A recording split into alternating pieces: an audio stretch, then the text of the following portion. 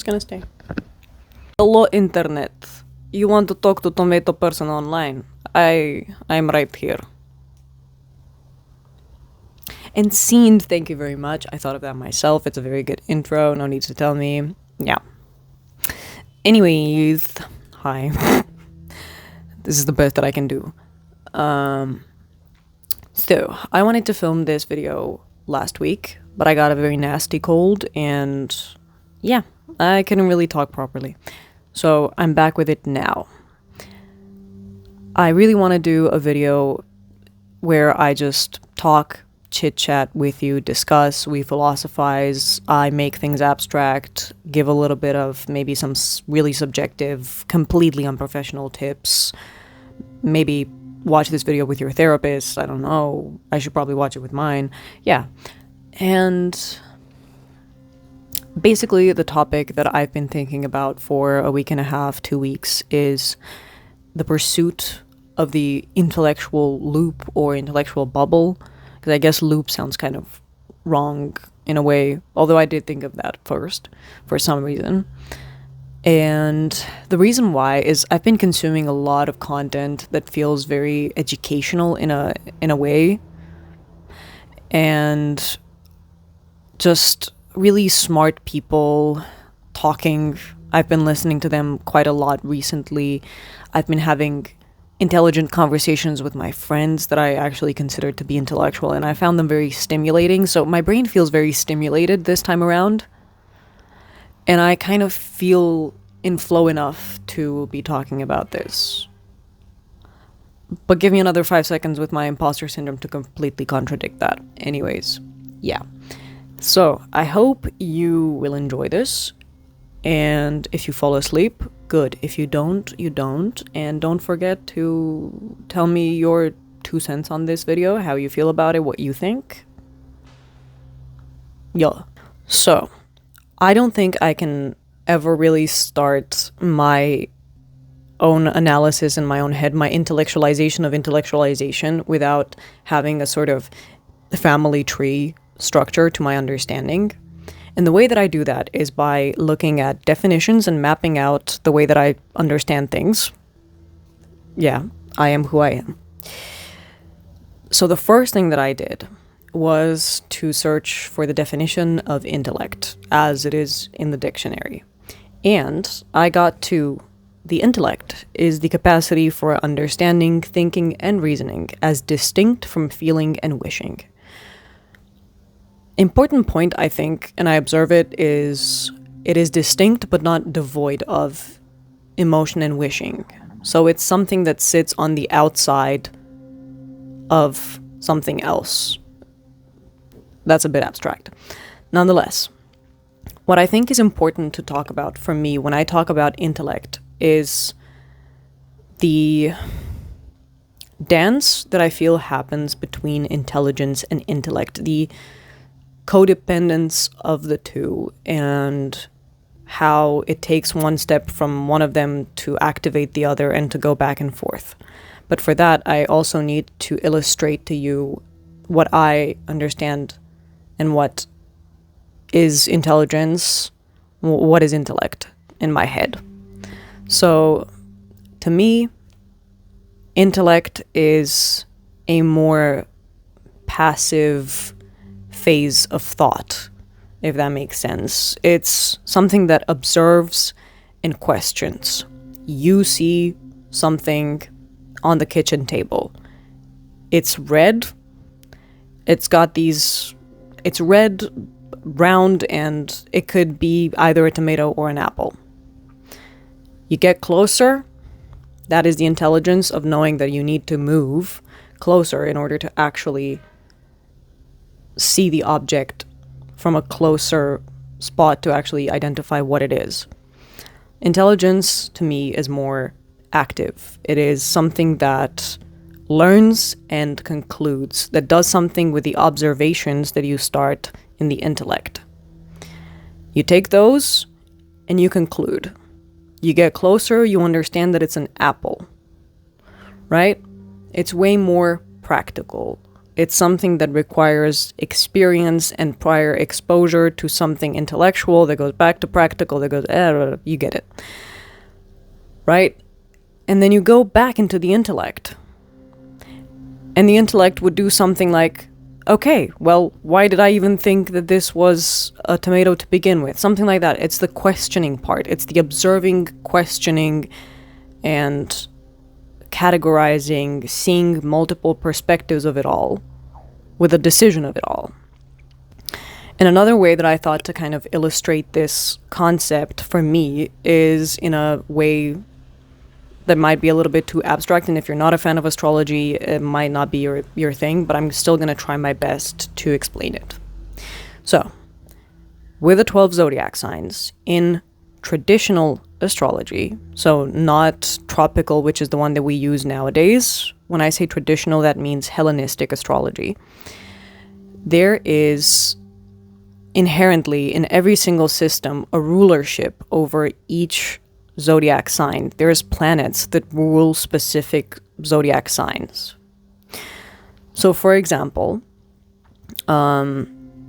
in tropical astrology, Mars rules Aries, and Pluto and Mars rule Scorpio. But in traditional astrology, Pluto is not really something you look at. So Mars rules both over Aries and Scorpio. Let's look at it from a traditional perspective, where there's less planets to take into account. For me, the way that I look at the mind and the pursuits of the mind is, in the intelligence and intellect discussion, is Saturn. It's something that has discipline, that has foundation, that has values. It's something that takes time. It's something that takes practical measures, and it's a very serious, imposing planet, the way that we look at it, traditionally speaking.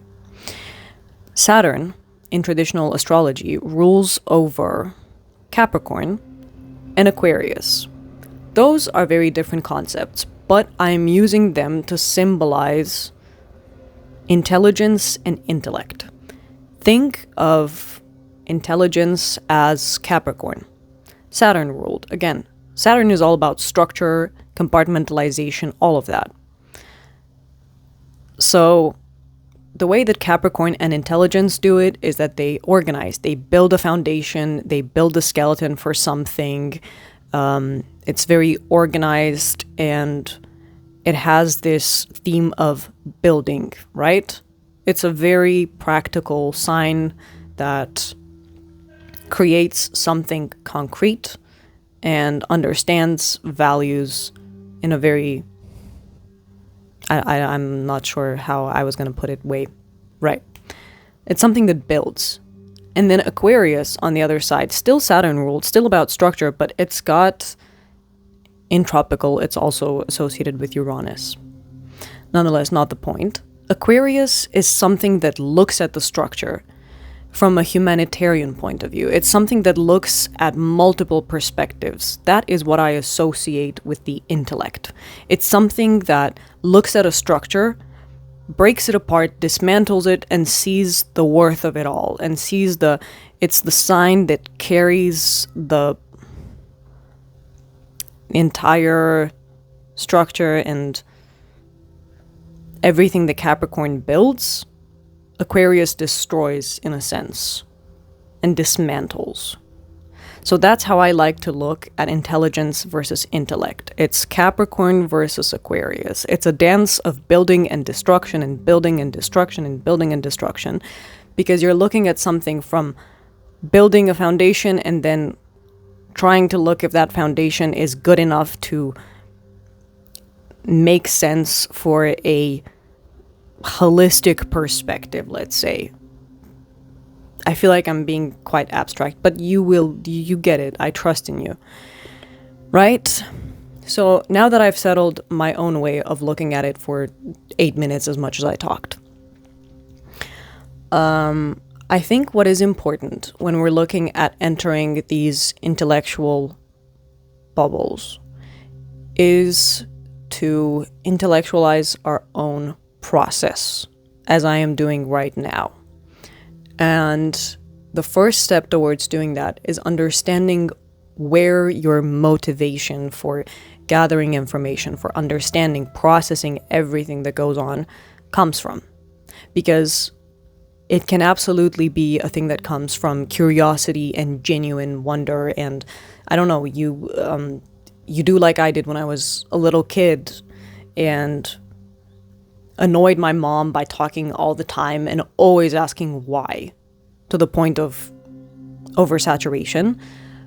Or, I don't know, you find out about Cleopatra and you spend an entire day with the blinds closed, reading and watching documentaries about it like I did. Could be as beautiful, simple, positive as that, right? It's just the falling down a rabbit hole simply out of this passion and pull towards a specific subject. But if I'm going to be super honest with you, that's not a constant in my life. I don't always have positive stimuli that make me do positive things, like engaging with information or engaging my thought, my brain, analyzing and having critical thinking skills. A lot of the times what happens is that I have this fear. And I think maybe this is not something that people will agree with me on and it can be very controversial, but I think you can take advantage and leverage even negative emotions for positive outcomes. And this is not a concept that is completely alien, but I don't know if it's the healthiest thing, for example. For me, one of the biggest drivers in life of any kind is fear. Fear of wasting my time, fear of not having a purpose, fear of there not being a meaning, fear of futility, fear of so many things. Fear of mediocrity, although obviously that is a thing that I worry about all the time and I still feel mediocre. So the pursuit comes a lot of the times for me out of fear. And if you're honest about that, you can totally leverage it. Just be honest with where you're at. Right? I mean, give into it sometimes, but understand that it's something that is in your control, and that fear might just never go away, but what you do about it, what you do with it, can absolutely change. And it might give you some momentary satisfaction that you actually sat down and did this thing, because what we learn about human beings is that nothing is ever enough. We're always going to find a way to make things bad for ourselves. So we might as well just, I'm sorry, but milk it. I mean, go crazy. It's okay to be scared that you're going to be mediocre. Go do something about it. I mean, it's really, that's what it is.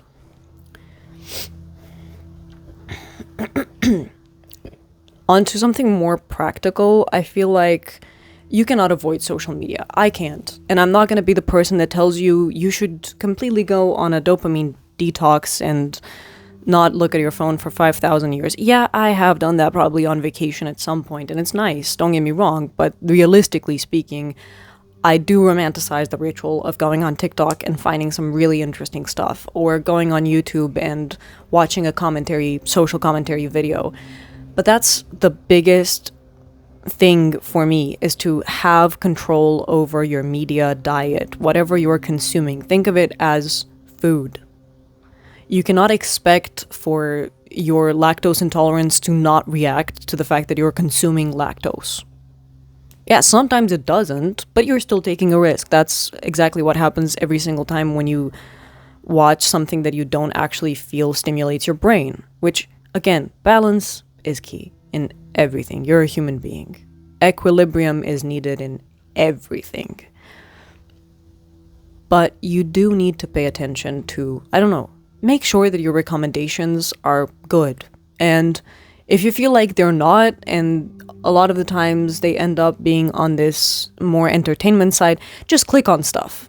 Search documentaries, a whole bunch of them, and look at them for 30 seconds. Maybe this is not the best advice coming from me, but look at them for 30 seconds and then click off. It's going to change your algorithm. be mindful of what you consume. Go on social media, read books, watch the news, do whatever you want to do. Look at articles online if you're that kind of person. I do that rarely, I'm gonna be honest with you. Get inspired, but all of this comes with the quality of the things that you consume a lot of the times. So your media diet is just as important as your actual food diet. Another thing, and this comes with some critical thinking, obviously, and with openness, all of that. I think it's very important to diversify what you consume, because if you don't, it can be all about intelligence without intellect. I'm sure you've heard by this point of the concept of echo chambers, and it's completely inevitable that we enter them even in the friends that we have or our social circle of any kind. You stick with people that hold the same beliefs as you, that go through the same process as you of taking facts that they understood from intellectualizing to intelligence, right? Back to that process, and adapting it into something that is their identity. But in order to actually be an intellectual person, I feel what is most important is to expose yourself to so many different perspectives, even and especially those that do not align with your views. So stick it through. Actively make yourself do things that might not feel the most comfortable in the moment, or listen to people that you wouldn't really agree with. Without try to be as, not detached, but try to be as objective as possible and actually listen to what the other person is saying, because the more you expose yourself to points of view that aren't yours, the more you actually get substantiated in coming to certain conclusions, if you do, right? And I feel like it's really important when you call yourself an intellectual to actually try to see not every perspective, because that's impossible, but as many of them as possible. So look at that in what you read, look at that in what you watch, look at that in what you talk about. I'm not saying accept things that don't align with your values in your personal life, but when it comes to what you feed your brain, try to be more open about it. The more choices, that sounds bad, the more choices you have, the more likely you are, and the wider the worldview, I guess, not just the choices part, but the wider the worldview and understanding, the more likely you are to choose things that actually benefit you specifically. And hopefully, if you are a good human being, the rest of the world. So there's that. One to a practice that I feel can be taken into the anatomy of the everyday habits. I think self-analysis of any kind, intellectualizing even, yes, your emotions. This is going to sound controversial, but hold up. And just practice questioning and critical thinking, journaling of any kind. I think that is amazing to do as often as you can. And I know people talk about this every single day, but it's really good, I promise. Go on a walk and watch, I don't know, a flower, and look into why it has the colors that it has, why the leaves are that specific shape, or why the veins on the leaf go a certain way, I don't know. Or look at a habit that you did today, analyze that habit, something that you wouldn't even think about. Maybe, for example, mixing your French press coffee with a plastic spoon. Why did you choose that spoon? Look at that. It's very mundane and small, but think about it. You don't even have to write about it per se. When I think about writing and journaling, for me, what is usually the best, even on a therapeutic level, is to look at something emotional, an emotional reaction or a thought that I had, and analyzing it from, stripping it back to the bones of it all. as much as possible, with as much honesty as possible. I think building a lot of honesty towards yourself is a huge key to the pursuit of intellectualism. Being honest with yourself and the rest of the world about what you are and how you think and emote, obviously. Because, as I said, I don't think that intellectualism is devoid of, but it is distinct from emotion and wish, right? That's what it said. Yes. So, just a daily practice of questioning something. Question something every day. Preferably question everything every day, but that is quite a exhausting process, so I'm not going to say fully that. And write about it, or talk about it with somebody. Which leads me to another point, and that is to have an actual intellectual space and a social circle that supports this. And if you don't find it within your friend group where you can have conversations philosophizing for hours about, I don't know, Buddhism, like I might with my friend, then find a space online. But that's the thing, practice that active intelligence and reach for things even if they feel slightly uncomfortable, because exposing yourself to something that builds on the intelligence is also something that feeds your intellect, if that makes any sense in my head. Yeah. So, and if not that, then I don't know, talk to me in the comments if you want something, whatever, follow me and then we can talk. I don't know, your choice.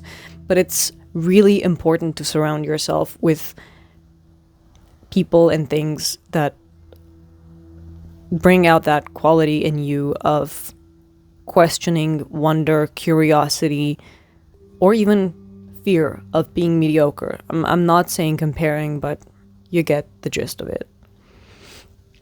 So yeah, I think it is very important, especially because we are social creatures.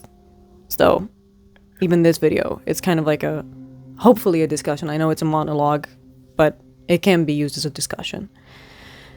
And another point that I want to make is to have a strong inner narration. I feel like that for me has been probably one of the biggest things, to just be tremendously self-aware and self-observing of what's going on within your body, within your own reactions, and within your thoughts.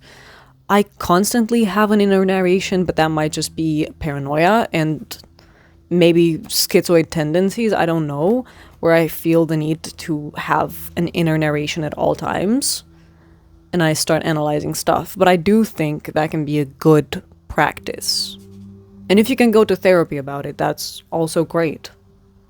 It helps to actually not talk to yourself. I do that all the time, and I'm not saying it in a cute way. I'm saying I'm washing the dishes.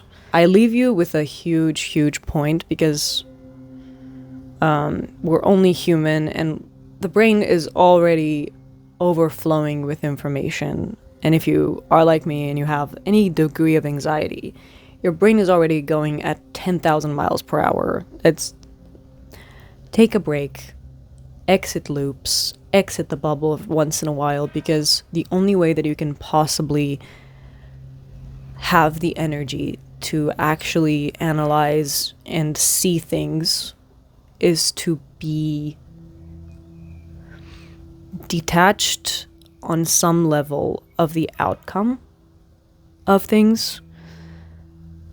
And that means having inner wholeness, if that makes sense. And no matter how balanced of a person you are, that is hard to attain. So take a moment of peace. Cry. You don't need to intellectualize the fact that you're crying. I mean, cry first and then look at it, maybe. Or your choice completely. But you do need to have those moments where you don't just sit in that intellectual bubble and express things from a perspective that might be considered self-victimization and shit like that. You know what?